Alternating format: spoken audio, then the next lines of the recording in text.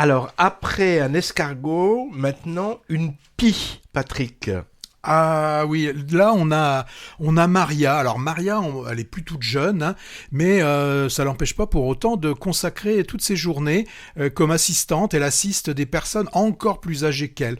Alors on le voit, hein, beaucoup de tendresse chez elle, un dévouement sans faille.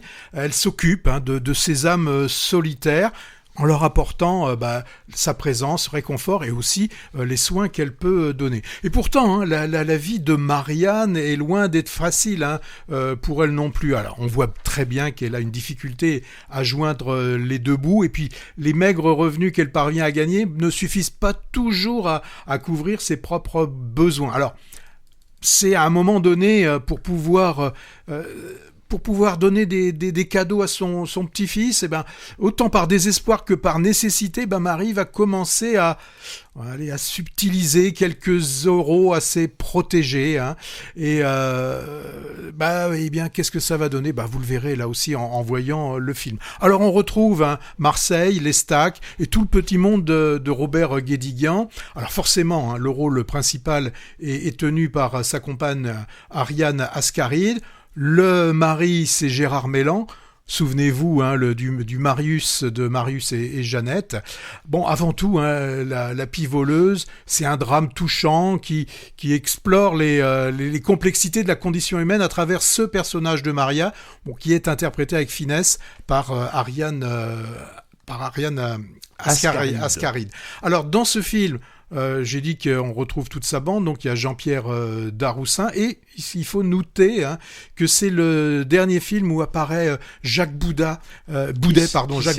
C'est le grand, celui qui est très grand, avec une voix assez grave, qui joue là. Il y a sa femme qui est toujours en train d'attendre un fils qui ne reviendra jamais, et donc si je vous dis Jacques Boudet, ça vous dit rien. Si vous allez regarder sa photo, vous comprendrez tout de suite.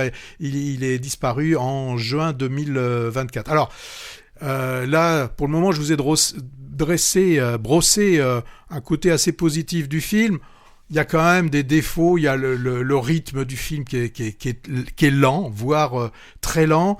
On a des scènes qui sont quand même assez répétitives, et puis le scénario manque cruellement de surprises, et il y a des rebondissements qui restent très très prévisibles. Alors Guédiguian, hein, il est toujours fidèle à son style, hein, donc une mise en scène qui reste sobre donc et réaliste. Très belle lumière, des cadrages qui sont intéressants, et il est de ceux qui arrivent à mettre Marseille, de nous révéler la beauté de Marseille. Mais ce film n'apporte vraiment rien de particulièrement innovant visuellement. Bon, ouais. Donc c'est un film, moi je trouve, qui touche quand même par son humanité et la qualité de ses interprétations, mais trop de longueur, un scénario trop linéaire.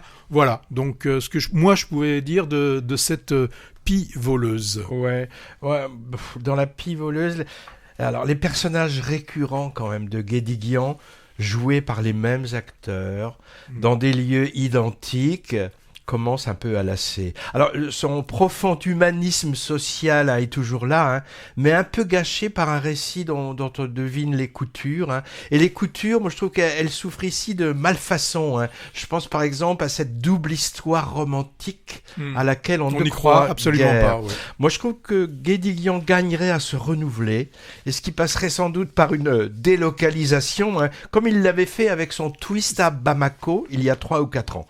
Si son prochain film se déroule à Marseille, avec Ariane Ascaride, Daroussin, Gérard Mélan et des protagonistes sympas qui tirent le diable par la queue, je le zappe.